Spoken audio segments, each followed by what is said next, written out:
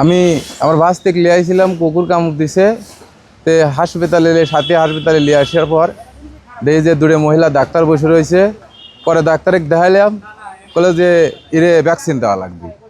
তো এখন দূরে স্লিপ লিখে দিল, দূরে বাসতে আমার নিয়ে আসার পরে দুটি ভ্যাকসিন লিখে দিল। পরে আমরা বাইরে থেকে নিয়ে আসি। পরে আমরা জিজ্ঞেস করলাম যে আপা এর ভ্যাকসিন কি আমরা আনতে পাবো? নয় সরকারি একটা ভ্যাকসিন, বললো যে এটা নিয়ে আসো।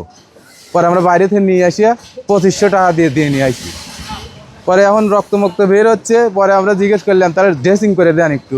ড্রেসিং ইমার্জেন্সির তো লোক নাই। বললো যে আজকে লোক নাই, শুক্রবারে লোক খায় না।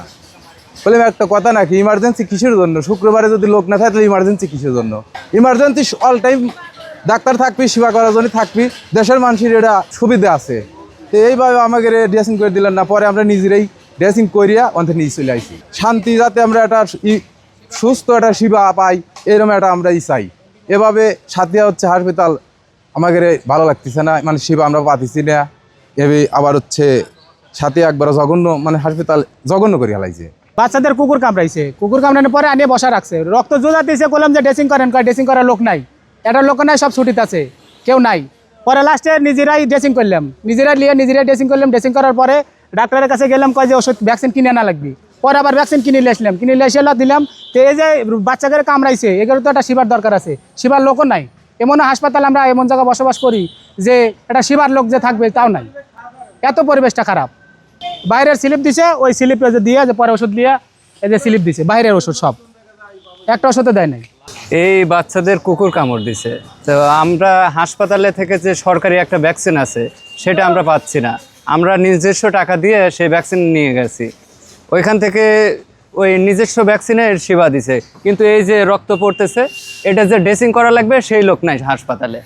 পরে আমরা নিজেই ড্রেসিং করে নিয়ে আসছি। আমাদের এখানে স্ট্রাকচারটা এরকম, আমরা সকালবেলার ইমার্জেন্সি ডিউটিতে আমাদের 2 জন এসএসসিএমও থাকেন এবং হচ্ছে একজন আমরা মেডিকেল অফিসার থাকি এবং একজন ওয়ার্ড বয় থাকে। তো যিনি ওয়ার্ড বয় তিনি হচ্ছে একটু অসুস্থতার কারণে বাইরে ছিলেন, আর যিনি আছে উনি রাস্তায় ছিলেন ওই সময়। একদম সত্য কথা যেটা, সেটাই আমি বলতে চাই সত্য কথাটাই। উনি তখন রাস্তায় ছিলেন, আসছিলেন। তো এখানে একজন এসএসসিএমও একজন এসএসসিএমওকে রেখে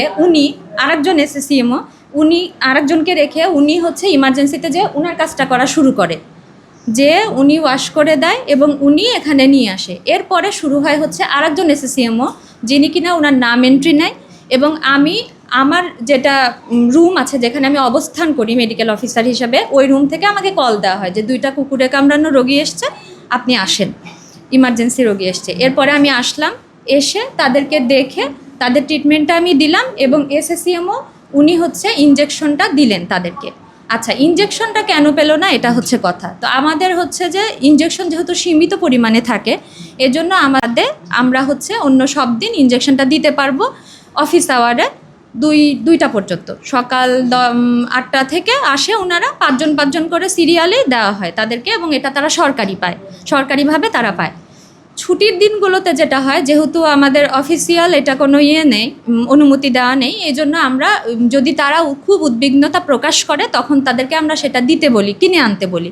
কিন্তু এখানেও কথা আছে, এটা 48 থেকে 72 ঘন্টার মধ্যে দিলেই হয় এই ইনজেকশনটা। এজন্য আমরাও তাদেরকে খুব বেশি আশ্বস্ত করিনি, কারণ আর একটা ভ্যাকসিন 2 রকমের আছে। হ্যাঁ, একটা হচ্ছে অ্যান্টিজেনওয়ালা, একটা অ্যান্টিবডিওয়ালা। তো আমরা যেটা এখান থেকে সরকারি সাপ্লাই পাই সেটা হচ্ছে অ্যান্টিজেনওয়ালা, আর ওনাদেরকে কেনানো হয়েছে বোথ অ্যান্টিজেনওয়ালা এবং অ্যান্টিবডিওয়ালা, যাতে করে এই গুরুতর যে আঘাতটা হয়েছে সেটা থেকে যাতে তারা মানে একদম 100% প্রোটেক্টেড থাকে।